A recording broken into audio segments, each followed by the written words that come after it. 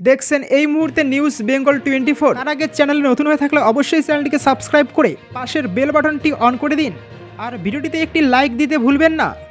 লোকসভা নির্বাচনে হতাশাজনক ফল হতেই সাংগঠনিক রদবদলের পথে বঙ্গ বিজেপি। পদ খোয়াতে পারেন 15 জেলা সভাপতি। 21-এর বিধানসভা নির্বাচনের পরে 24-এ লোকসভা নির্বাচনেও বাংলায় হতাশাজনক ফল হয়েছে বিজেপির। এই পরিস্থিতিতে এবার জেলা স্তরে বড়সড় সাংগঠনিক রদবদলের পথে হাঁটতে চলেছে তারা। পুজোর মধ্যেই রদবদল হতে পারে প্রায় 15টি সাংগঠনিক জেলার সভাপতি। এমনই খবর গেরুয়া শিবির সূত্রে জানা গিয়েছে। 24-এ লোকসভা নির্বাচনে যেখানে যেখানে খারাপ ফল হয়েছে সেখানকার অধিকাংশ সাংগঠনিক জেলার সভাপতি বদল করা হবে। একই সঙ্গে 300-এর বেশি মণ্ডল সভাপতিও বদল করা হতে পারে। সিংহভাগ বুথ কমিটির খোলনালচেও ঢেলে সাজানো হবে। প্রসঙ্গত কদিন আগেই সল্টলেক পার্টি অফিসে ভোট পরবর্তী পর্যালোচনা বৈঠকে বসেছিল রাজ্য বিজেপি নেতৃত্ব। সেখানেই ঠিক হয়েছে একেবারে জেলা স্তর থেকে রিপোর্ট নেওয়া হবে। সেই মতো বিভিন্ন জেলায় পর্যালোচনা বৈঠক চলছে। মণ্ডল সভাপতি, জেলা ও জোন ইনচার্জ, বিধানসভা ইনচার্জদের নিয়ে এই বৈঠক হচ্ছে। চলতি জুন মাসের মধ্যেই নিচুতলার রিপোর্ট জমা পড়বে রাজ্য কমিটির কাছে। তারপর সেই রিপোর্ট ঘষা মাজা করে রাজ্য কমিটি পাঠাবে কেন্দ্রীয় নেতৃত্বের কাছে। কিন্তু কেন লোকসভা নির্বাচনে এই হতাশাজনক ফলাফল? কেন নির্দিষ্ট লক্ষ্যমাত্রায় পৌঁছানো গেল না? 19-এর প্রাপ্ত 18টা আসন কেনই বা নেমে এলো 12টাতে? এই প্রশ্নের উত্তর পেতে সংগঠনের হাল বুঝতে এখনও পর্যন্ত যে কটি পর্যালোচনা বৈঠক হয়েছে তাতে নিচুতলা নেতাকর্মীদের কাছ থেকে যে বিষয়গুলি উঠে আসছে তা হলো: 1. অনেক পুরনো কার্যকর্তাকে ভোটের কাজে যুক্ত করা হয়নি। 2. বুথ সংগঠন একেবারেই ফোফরা। 3. বুথ নিয়ে ভুল রিপোর্ট পাঠানো হয়েছিল। প্রায় সর্বত্রই বলা হয়েছিল ভালো ফল হবে, সংগঠন মজবুত, কিন্তু বাস্তবে সেটা ছিল না। 4. বাড়ি বাড়ি প্রচারেই খামতি ছিল বিজেপি সমর্থকদের, ভোটারদের কাছে সেভাবে কেউ যায়নি। 5. জেলা সভাপতির সঙ্গে দলের প্রার্থীদেরও সমন্বয়ের অভাব ছিল অধিকাংশ লোকসভা কেন্দ্রেই। 6. কেন্দ্রীয় নেতাদের ঘন ঘন বৈঠক, বড় বড় সভা করতে গিয়ে জনসংযোগে ঘাটতি হয়েছিল। পাড়ায় পাড়ায় সেভাবে ভোটারদের কাছে যেতেই পারেনি দলের কর্মীরা। এই সব কারণগুলো নিয়ে চর্চা চলছে।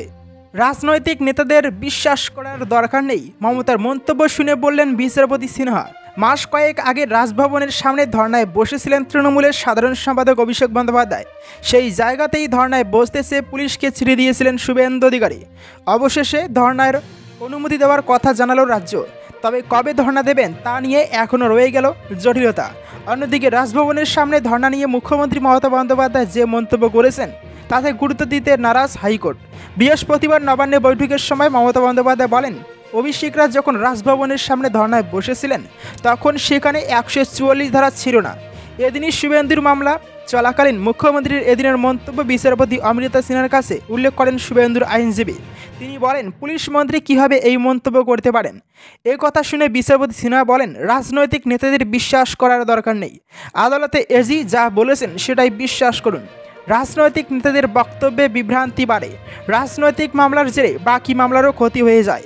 এরপর রাজ্য জানায়, আগামী রোববার দুপুর 12টা থেকে বিকেল 4টে পর্যন্ত রাজভবনের সামনে ধর্নায় অনুমতি পেতে পারেন শুভেন্দু অধিকারী। কিন্তু আগামী রবিবার প্রধানমন্ত্রীর মন কি বাত অনুষ্ঠান থাকায় ধর্নায় বসতে চান না শুভেন্দু। পরের রবিবার অর্থাৎ 7ই জুলাই অনুমতি দেওয়া যেতে পারে কিনা তা রাজ্যকে জানাতে বলেন বিচারপতি অমৃতা সিনহা। এজি কিশোর দত্ত জানিয়েছেন, রাজ্যের কাছ থেকে নির্দেশিকা নিয়ে আদালতকে জানাতে হবে। কাজ বাদ দিয়ে রোম্যান্স, তৃণমূলের পঞ্চায়েতের প্রধানের কীর্তিফাস, পদত্যাগ চাইছে দলেরই কর্মীরা। মনমর্জি মতো চালাচ্ছেন পঞ্চায়েত, কাজের বালাই নেই, উল্টে পঞ্চায়েত অফিসটাকে রোমান্সের জায়গা বানিয়ে দিয়েছেন বলে অভিযোগ। সম্প্রতি হুগলির পোলবার রাজহাট গ্রাম পঞ্চায়েত প্রধানের বিরুদ্ধে এমনই অভিযোগ উঠল। এই গ্রামের প্রধানের নাম প্রিয়াঙ্কা সুর। তার বিরুদ্ধেই এমন অভিযোগ এনেছেন তৃণমূল কংগ্রেসের কর্মী থেকে পঞ্চায়েত সদস্যরা। পঞ্চায়েত সদস্যদের অভিযোগ, প্রধান কেবলমাত্র নিজের এবং নিজের ঘনিষ্ঠদের এলাকায় কাজ করেন, বাকি এলাকাগুলিতে কাজ হয় না। এর ফলে সামগ্রিকভাবে এই পঞ্চায়েত এলাকার উন্নয়ন থমকে রয়েছে। এমনকি তিনি দলের কোনো কথা শোনেন না বলে অভিযোগ আনা হয়েছে। এদিন এই নিয়ে পঞ্চায়েত অফিসে প্রধানের সঙ্গে কথা বলতে আসেন দলের কর্মীরা, কিন্তু অল্প সময়ের মধ্যেই পরিস্থিতি উত্তেজিত হয়ে যায়। বিক্ষোভ দেখানোর পাশাপাশি জয় বাংলা স্লোগানও উঠতে শুরু করে।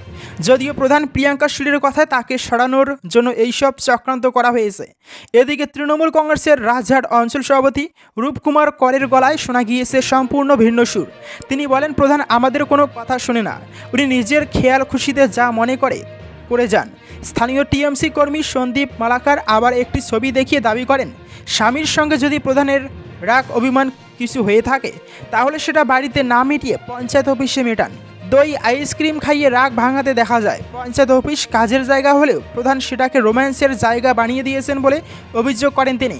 টিএমসি কর্মীদের দাবি প্রধানের এহেন কাজকর্মের জন্যই তার নিজের বুথে দল পরাজিত হয়েছে। এমনকি প্রধান ধীরে ধীরে বিজেপি ঘেঁষা হয়ে গিয়েছে বলেও দাবি করা হয়েছে। প্রিয়াঙ্কা সুরের পদত্যাগের দাবি তুলেছেন বিক্ষুব্ধ দলীয় কর্মীরা।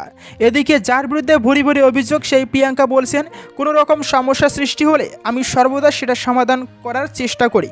আমি কাজ করি না বলে যে অভিযোগ আনা হচ্ছে সেটা মিথ্যে। প্রিয়াঙ্কার দাবি পঞ্চায়েত সদস্যরাও নাকি পঞ্চায়েতে আসেন না। দিনক্ষণ নিয়ে মতবিরোধ। রাজভবনের সামনে শুভেন্দুর ধর্নায় এখনও কাটল না জট। রাজভবনের সামনে শুভেন্দু অধিকারীর ধর্না নিয়ে এখনও কাটল না জট। দিনক্ষণ নিয়ে রাজ্যের বিরোধী দলনেতা শুভেন্দু অধিকারীর আইনজীবীর সঙ্গে মতবিরোধের জেরে অব্যাহত জটিলতা। আগামী মঙ্গলবার এই মামলার পরবর্তী শুনানি। ভোট পরবর্তী হিংসার অভিযোগে রাজভবনের সামনে ধর্নায় বসতে চায় বিজেপি। ওই চত্বরে 144 ধারা জারি থাকায় কলকাতা পুলিশ সেই অনুমতি দেয়নি। তবে পুলিশের সিদ্ধান্তকে চ্যালেঞ্জ জানিয়ে কলকাতা হাইকোর্টের দ্বারস্থ হন রাজ্যের বিরোধী দলনেতা। বিজেপির যুক্তি, অভিষেক বন্দ্যোপাধ্যায়ও গত বছর অক্টোবর রাজভবনের সামনে 5 দিন ধর্নায় বসেছিলেন।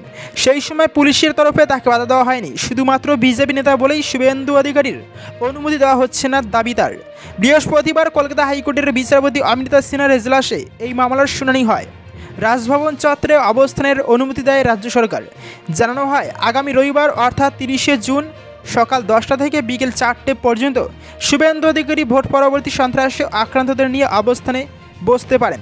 কিন্তু শুভেন্দু অধিকারীর আইনজীবী জানান, এই রবিবার ধর্না বসতে চান না তারা। তার পরিবর্তে শনিবার ধর্নায় বসতে চান, কারণ রবিবার প্রধানমন্ত্রীর মন কি বাত অনুষ্ঠান। কলকাতা হাইকোর্টের পরামর্শ, তাহলে আগামী 7ই জুলাই অনুমতি দেওয়া যেতে পারে। তার প্রেক্ষিতে অ্যাডভোকেট জেনারেল কিশোর দত্ত জানান, আমাকে রাজ্যের কাছ থেকে নির্দেশিকা নিয়ে আদালতকে জানাতে হবে। আগামী মঙ্গলবার ফের মামলার পরবর্তী শুনানি। সেদিনই রাজ্যের তরফে এই সংক্রান্ত অনুমতির বিষয়ে জানাবেন অ্যাডভোকেট জেনারেল। সুতরাং ধর্নার ভবিষ্যৎ নিয়ে এখনও অব্যাহত জটিলতা। মমতার সঙ্গে বৈঠকের পর শাহী দরবারে হাজির অনন্ত মহারাজ। কিছুদিন আগে মমতা বন্দ্যোপাধ্যায়ের সঙ্গে বৈঠক ঘিরে জল্পনা বেড়েছিল। আর এবার দিল্লিতে স্বরাষ্ট্রমন্ত্রী অমিত শাহের দরবারে হাজির বিজেপির রাজ্যসভার সাংসদ অনন্ত মহারাজ। কোচবিহারে বুধবার দিল্লিতে নগেন্দ্র রায় ওরফে অনন্ত মহারাজের সঙ্গে শাহের সাক্ষাৎ হয় বলে সূত্রের খবর। কোচবিহারে পরাজিত হয়েছেন বিজেপি প্রার্থী তথা কেন্দ্রীয় মন্ত্রী নিশীথ প্রামাণিক। এই ফলাফলে অনন্ত মহারাজের ভূমিকা নিয়ে প্রশ্ন উঠেছে। লোকসভা নির্বাচনের আগে প্রার্থী ঘোষণা হওয়ার পর থেকেই বেশুরু হতে দেখা গিয়েছে অনন্ত মহারাজকে। আক্ষেপ করে তিনি বলেছিলেন, বিজেপির তরফে কেউ কোনো যোগাযোগই রাখেন না তার সঙ্গে। প্রার্থী বাছাই নিয়েও তার কোনো মতামত নেওয়া হয়নি। তার মধ্যেই মমতার সঙ্গে বৈঠক ঘিরে জল্পনা বাড়ে। উল্লেখ্য, নিশীথের ফলাফলে প্রশ্ন ওঠে, রাজবংশী ভোট ব্যাংকে কেন সেভাবে লোকসভা নির্বাচনে কাজে লাগাতে পারল না বিজেপি। নিজেদের হারানোর জমি জগদীশ চন্দ্র বসুনিয়াকে দিয়েই উদ্ধার করেছে তৃণমূল। এই পরিস্থিতিতে অনন্ত মহারাজের সঙ্গে শাহের বৈঠক অত্যন্ত তাৎপর্যপূর্ণ বলেই মনে করা হচ্ছে।